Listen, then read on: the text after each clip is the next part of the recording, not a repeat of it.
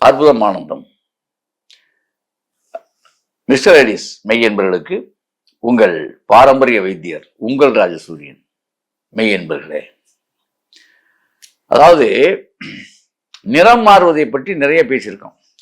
சிரம் மாறுவதை பற்றி இப்ப பேசணும். சிரம்னா தலை. அப்ப தலையில் முடி அடர்த்தியாக இருக்க வேண்டும், தலையில சிறப்பா முடி வளரணும் அப்படின்னு நினைக்கக்கூடியவங்க அடர்த்தியான முடி வளர நிறைய விஷயங்கள் நம்ம நிறைய பேர் நிறைய மாதிரி சொல்லியிருக்கோம். இன்றைக்கு நம்ம மிஸ்டர் ஐடிஸ்ல இது ஒரு வகையை பார்ப்போம். இந்த மாதிரி செய்யலாமா அப்படின்னு. ஒரு 10 மிளகு, தலைமுடி சிறப்பா வர்றதுக்கு கருமிளகு 10, கருவேப்பிலை ஒரு பிடிச்சபடி. எப்படி? கருவேப்பிலை ஒரு பிடிச்சபடி.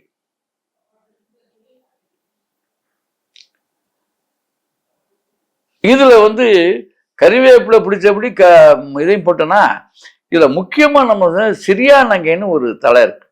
கசக்கம் அது பயங்கரமா. சிரியா நங்கை இலை. அது ஏன் சொல்றேன்னா, இந்த வழுக்கை என்பது ஒரு நோய் தான். அது நல்லா புரிஞ்சுக்கணும். நீங்க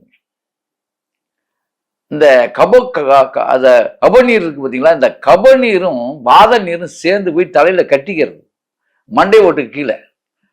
அந்த லேயர் அப்படியே ஆஃப் ஆகும்போது முடி முளைக்க முடியாம திணறது.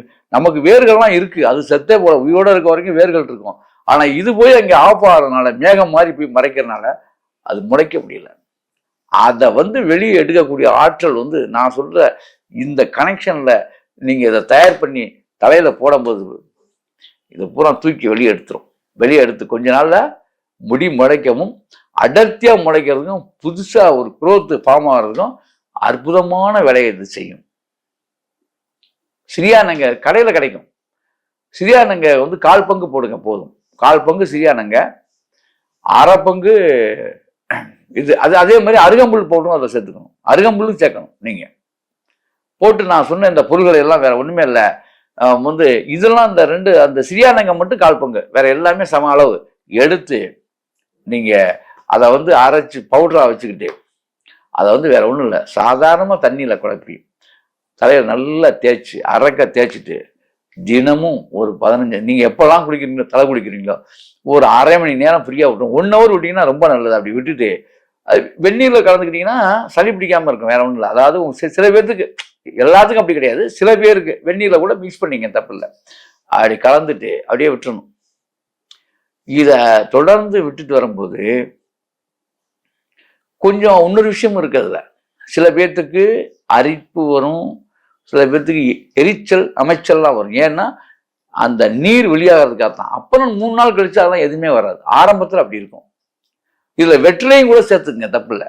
2 வெற்றிலை கூட சேர்த்துங்க.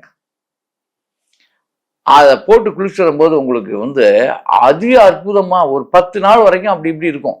ஒரு 15 நாள் கழிச்சு பாருங்க, குரோத் வர்றதை நீங்க கண்ணில் பார்க்கலாம்.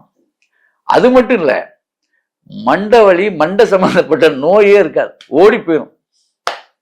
அதாவது யாரோ போனாங்கிற கதையா நம்ம முடி வளர்த்துமே வச்சான். ஆனா உள்ள வேறு பல சொந்தங்கள் உள்ள இருக்காங்கல்ல, சம்பந்தம் இல்லாம வாதம் பித்தம் கவனம் இவங்க எல்லாம் வெளியாயிருவாங்க. ஒருத்தன் கூட அங்க அப்ப தலை தங்கமா மாறி, எப்படி நீங்க அப்புறம் சிங்கமா மாறிடுவீங்க.